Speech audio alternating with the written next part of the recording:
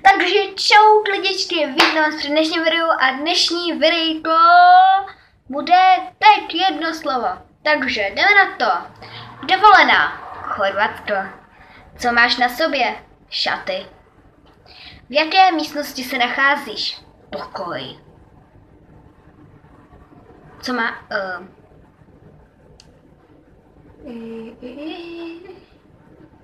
Tvůj poslední sen z minulý noci.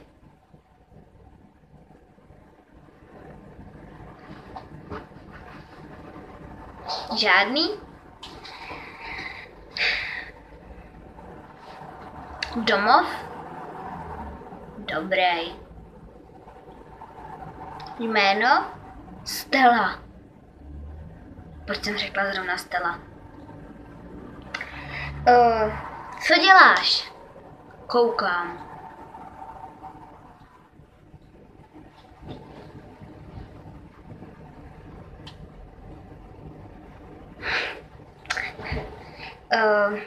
Ježišmarja, tohle otázka.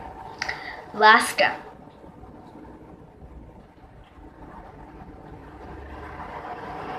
Marná. Přátelé.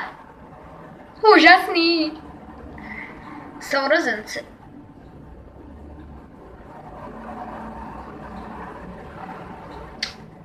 Ty kráso.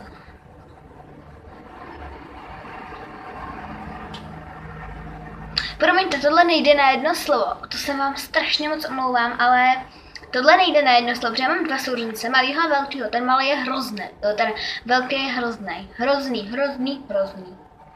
A ten malý, dobrý. Takže záleží na jakého se ptáte. Tak dobře, tak když to vezmu jedním slovem, tak sourozenci. Bráchové. Jo, sourozenci, bráchové, takhle. Protože mám dva brochy. To je jedno, takže tohle je celý videjko. Doufám, se vám videjko líbilo, jestli chcete nějaký podobný videjka, tím myslím tagy, unboxingy a takhle, tak hoďte like, když tak odběr, koment a zatím čau!